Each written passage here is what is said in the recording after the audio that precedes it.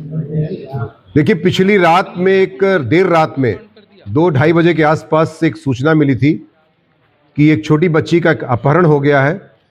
इस परिदृश्य में जब पुलिस मौके पर शाहपुर पुलिस पहुंचती 112 के माध्यम से सूचना के आधार पर, तो उस सूचना पे जब पुलिस वहां छानबीन करती है, तमाम तथ्यों को देखती है, तो वहां पर एक महिला जो है अपने कक्ष में, जो सास ससुर के कक्ष में वो सोई हुई थी खाट पे अपने बच्चों के साथ। उसे पेट में चोट लगी हुई है चाकू की और वो कराह रही थी। तथा इस आधार पर जब पुलिस ने पूछताछ उससे किया तो वो उसमें बताने की स्थिति में नहीं थी, लेकिन उसका मेडिकल ट्रीटमेंट आवश्यक था, क्योंकि कुछ आंत के पार्ट भी बाहर उसके आ रहे थे। तो उसको इलाज के लिए तत्काल पहले वहाँ की CSC भेजा गया, उसके बाद वहाँ से रेफर करके मेरठ इलाज के लिए भेजा गया।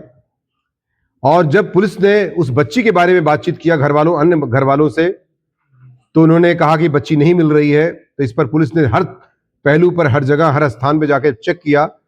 तो अंत में जो है, जहां पर बर्तन धोया जाता है उसके घर के अंदर ही जो पानी की टंकी थी, उस पानी की टंकी में, जो कि ढक्कन से ढका भी हुआ था, उसमें एक डेड बॉडी मिलती है छोटी बच्ची की, जो फ्लोट कर रही थी ऊपर।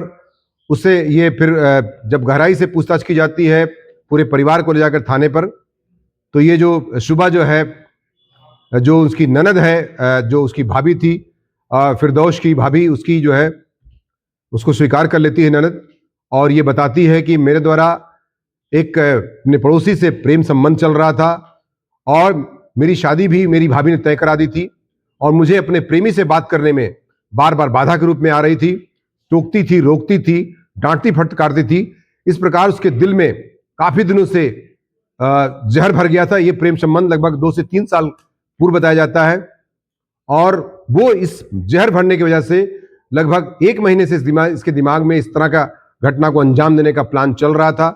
और 8 दिन पहले उसने जो है तमाम नशा की गोलियां मंगाई थी, और 16 गोलियां पूरे परिवार के खाने में तथा चाय में मिलाकर उसने दिया। सारा परिवार पूरी तरह से सो गया, स्वयं उसने ग्रहण नहीं किया। बच्ची चूंकि छोटी थी, उस पर ज्यादा असर पड़ गया, तो उस बच्ची को उठा करके सीधे पानी की टंकी में डाल दिया, जो थोड़ी देर बाद उसकी मृत्यु हो गई और ऊपर फ्लोट करने लगी बॉडी। इस परिदृश्य में उसके बाद जब उससे कड़ाई से पूछताछ और की जाती है, तो उसने चाकू वगैरह जो अपनी भाभी पर उसने प्रहार किया था, वो बरामद कर लिया गया है। उसने जुर्म कबूल कर लिया है और नियमानुसार 103 BNS के तहत जेल भेजने की कार्रवाई सुनिश्चित की।